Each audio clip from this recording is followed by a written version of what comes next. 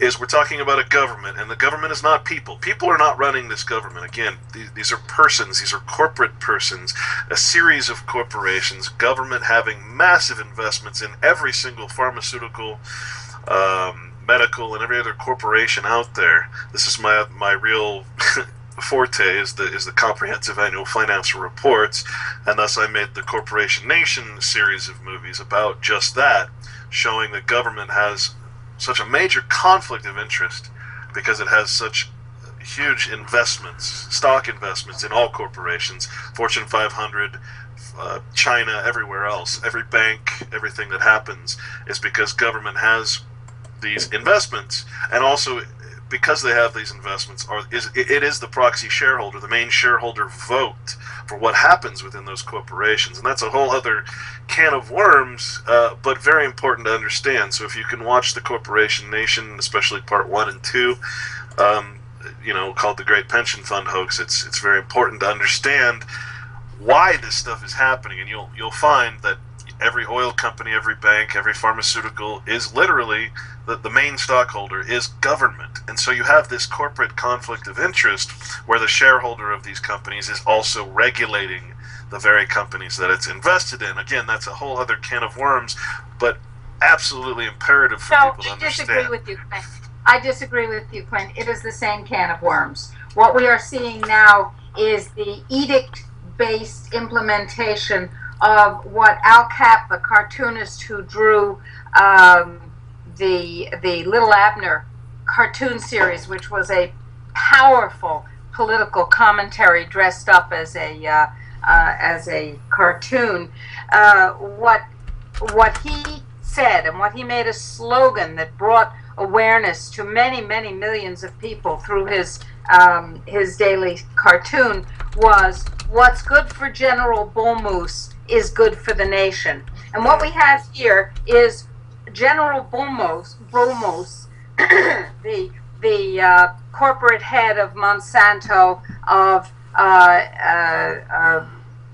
Halliburton, of every other mega international corporation, is good for the nation, not for the people. But as you said, the nation, the United States, is now the major proxy shareholder of the corporations, and the corporations are the major policy drivers of the nation.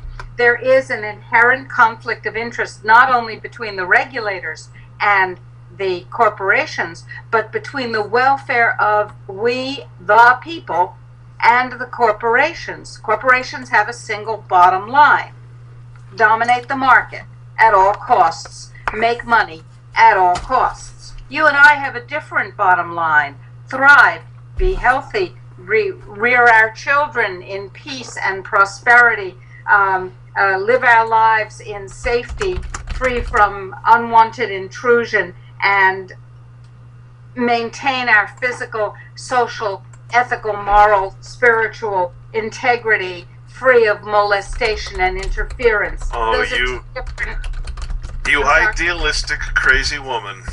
I know. That's. I mean, where do you come from saying things like that? The truth. The old school. I'm saying that those are that we have that now. I'm saying we have two different agendas, just as the state and the corporations should have two different agendas, and now they have one because they are one. What I'm saying is that we have to seize our agenda. We have to move toward an implementation of our agenda. And if it takes deconstructing governmental regulation of the corporations and deconstructing corporate power, well, then I'm your gal. Yeah. Well, what's important, I think, to understand, especially when, again, I stopped reading books and have been since just reading U.S. code and patents and all these types of government documents. And you must be a delight at a dinner party. Well, yeah, absolutely not. But I've gotten to the point where that's the case. It's pointless to read people's opinion when you can just go straight to the source. And so what I've come up with is it's a very simple concept that people need to grasp here. Because again, we have an idealistic view of what government is. We say it's constitutional, when in actuality we all know there's no part of the Constitution that is being implemented at all in government whatsoever. Even when these guys get up and talk about the Constitution, it doesn't mean that the laws reflect it in any way. And so what you have to know is two things. A corporation, first of all... Wait, go back. Wait, Clint, stop. That's what NSA wants you to do. Stop. You dropped off. There was no sound when you said, when of course we all know there's no part of the constat. You disappeared. So if you could repeat that and go on from there, I'd be grateful. There is no part of the Constitution that is being applied in government as we speak. Now, these guys get up and talk about it, these presidents, senators, congressmen. But just because they're talking about it in Congress does not mean that it applies to the actual laws that they are passing. Are we up there? That's very important. Wait, it happened again.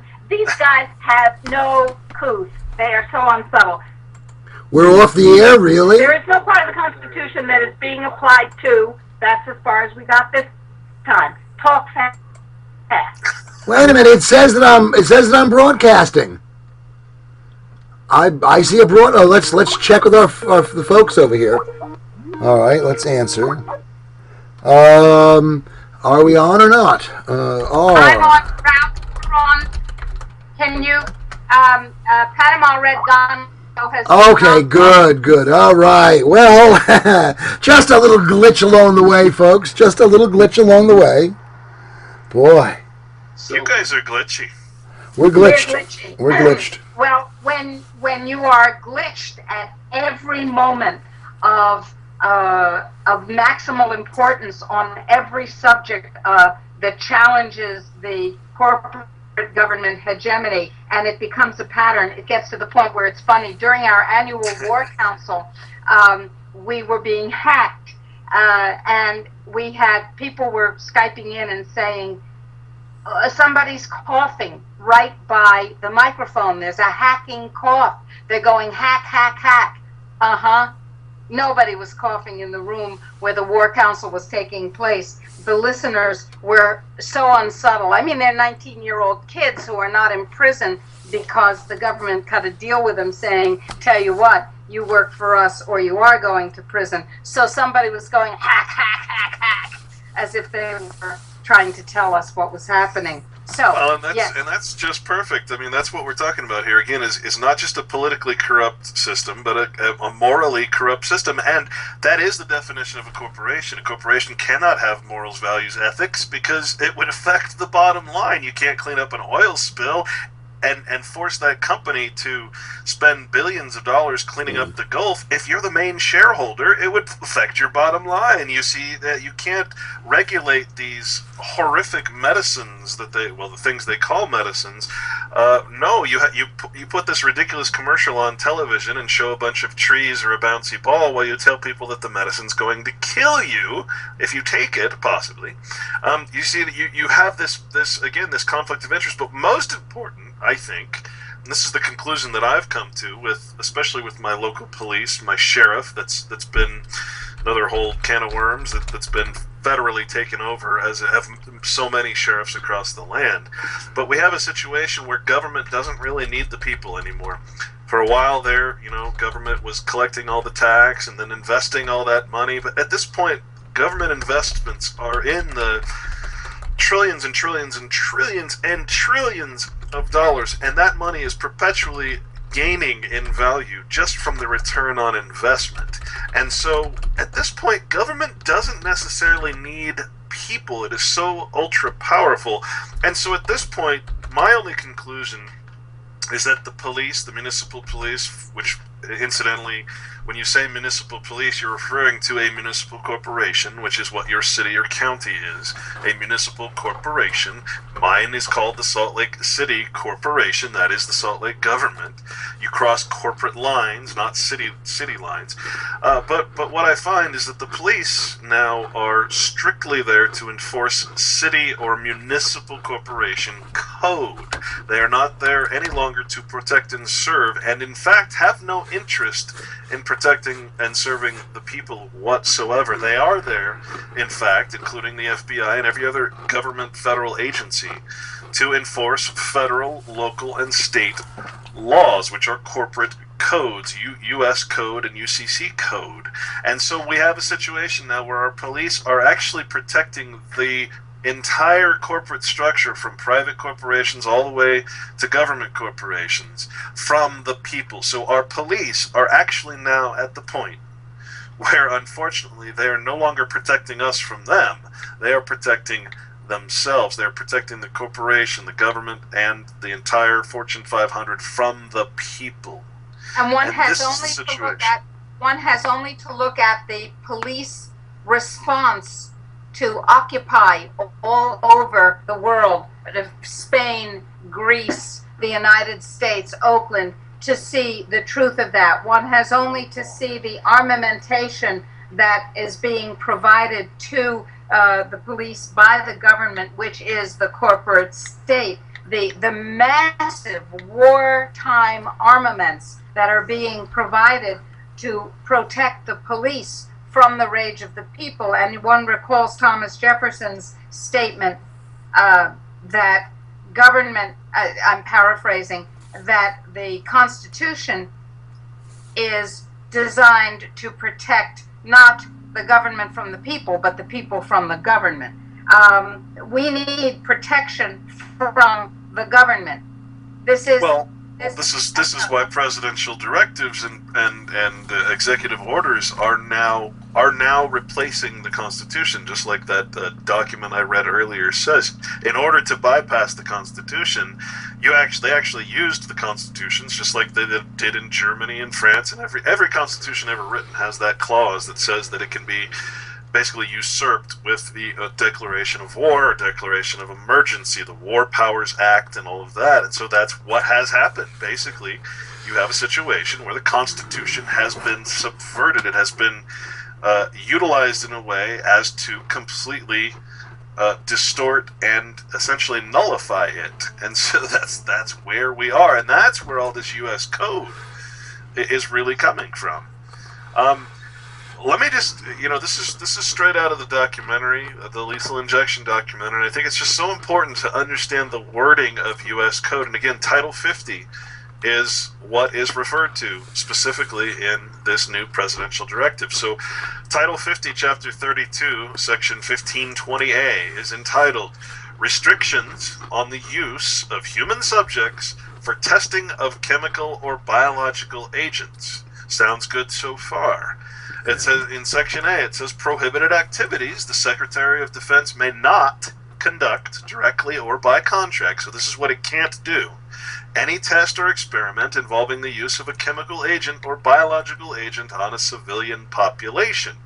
Or 2, any other testing of a chemical agent or biological agent on human subjects. Now, keep in mind that a biological agent is just about anything you can think of, from vaccines to the chemical that we were talking about earlier with Sherry, to anything you can think of falls under the category of a biological agent. It can be a flu virus, it can be just about anything. It can be the most toxic of anthrax, anything you want. Okay? Now, Section B of this section says exceptions. So these are the exceptions to what we just read, because so far it sounds great. Secretary of Defense can't directly or by contract test any experiment on people. I mean, it sounds like a great thing. No biological agents tested on people, period. End of story. Except, in Section B, it says exceptions.